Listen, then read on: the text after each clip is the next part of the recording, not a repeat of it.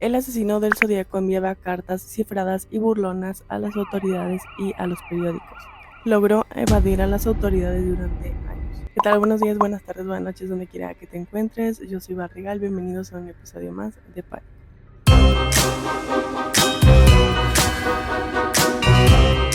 El día de hoy hablaremos de un caso sobre un asesino serial que en teoría te podría decir que es que más ha librado las consecuencias de sus actos, y no por suerte, realmente porque es inteligente. Como de inicio no se sabe quién es el asesino del zodiaco, me voy a estar refiriendo mayormente en el video para que no me lo vayan a bajar de las plataformas como del zodiaco o zodiaco, para no decir la otra palabra.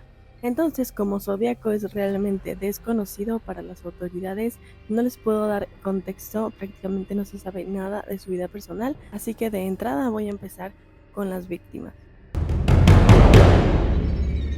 Nos iremos al 20 de diciembre de 1968 en Vallejo, California. Dos adolescentes fueron atacados mientras se encontraban en un lugar alejado en su auto. Estos dos adolescentes eran David Faraday y Betty Lau. David recibió una bala en la cabeza y Betty fue atacada mientras intentaba huir del lugar. Y como ambas víctimas fallecieron, pues no pudieron dar ningún testimonio, ninguna descripción de cómo era este sujeto que los atacó. Así que las autoridades de inicio lo tomaron como un robo que salió mal.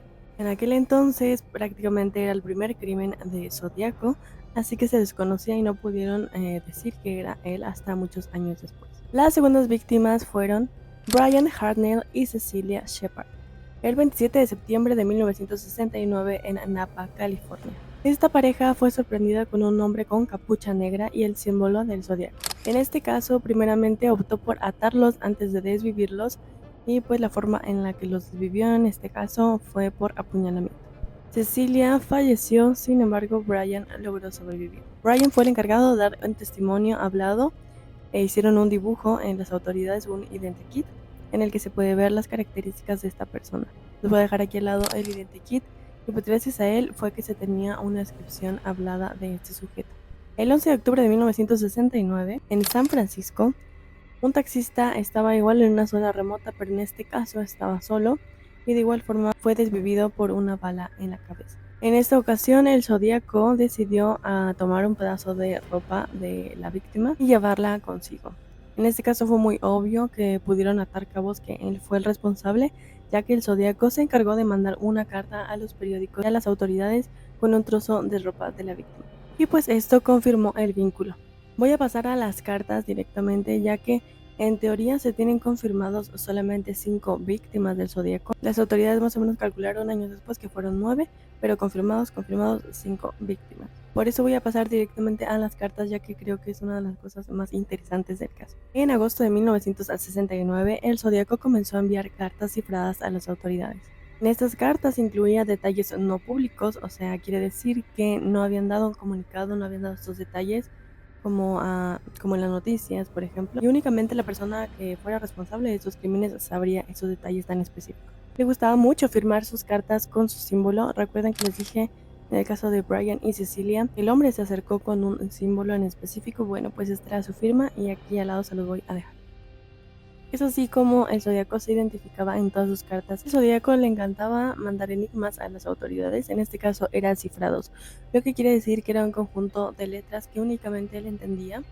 Esto con el fin de entorpecer las investigaciones, hacer perder el tiempo a las autoridades buscando. Sí se puede saber lo que dicen cifrados. Por ejemplo, yo puedo crear un alfabeto donde para mí la letra A significa 2 rayitas, la letra B significa una cruz, por ejemplo. En este caso, pues las autoridades demoraron mucho tiempo, pero lograron descifrar algunos de sus mensajes. Aquí igual en pantalla les voy a estar dejando una de las cartas que recibieron las autoridades. Esta es la más famosa, con 408 caracteres. En esta carta había una frase, entre más cosas obviamente, pero fue lo que revelaron públicamente.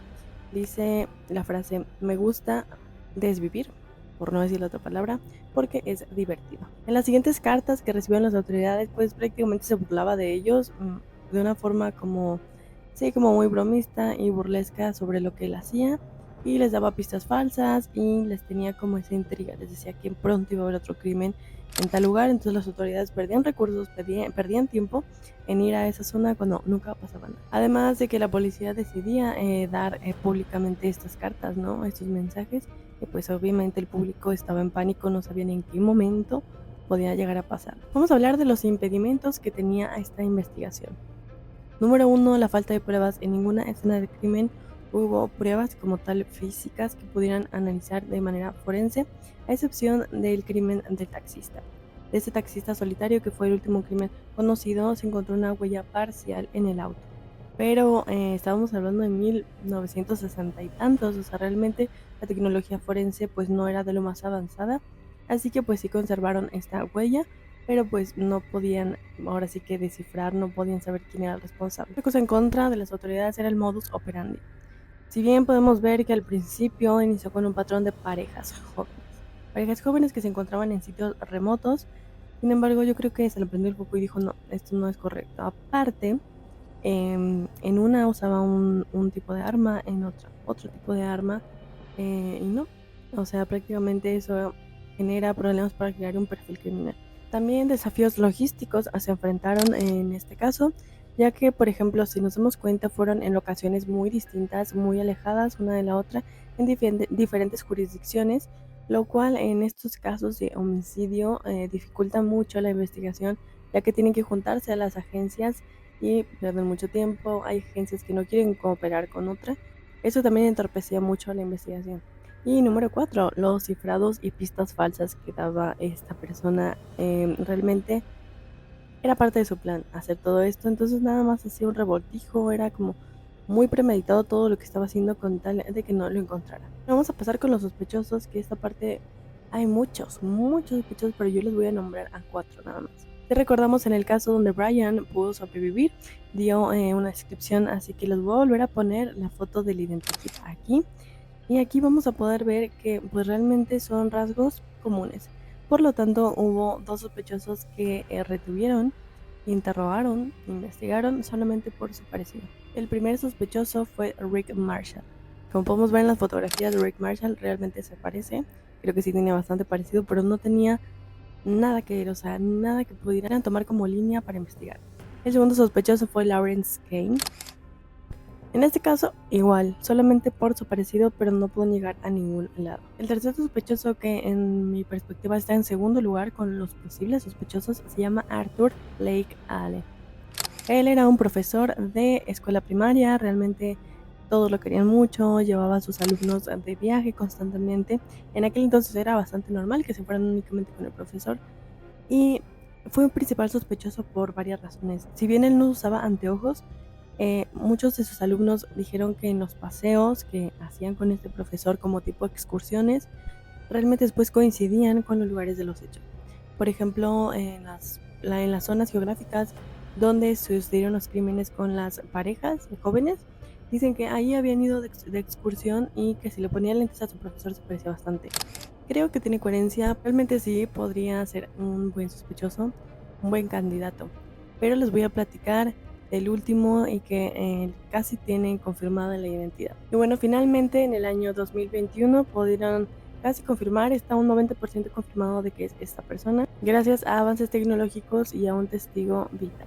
En diciembre del 2014, un chico llamó muy asustado a un programa de televisión que tenía la primicia de saber quién era el Zodiaco, ya que acababa de salir de una persecución a pie con este criminal, ya que pues había descubierto su identidad y tuvo que huir lo más rápido posible, pero por si le pesaba algo, él ya sabía quién era y nos dio un nombre.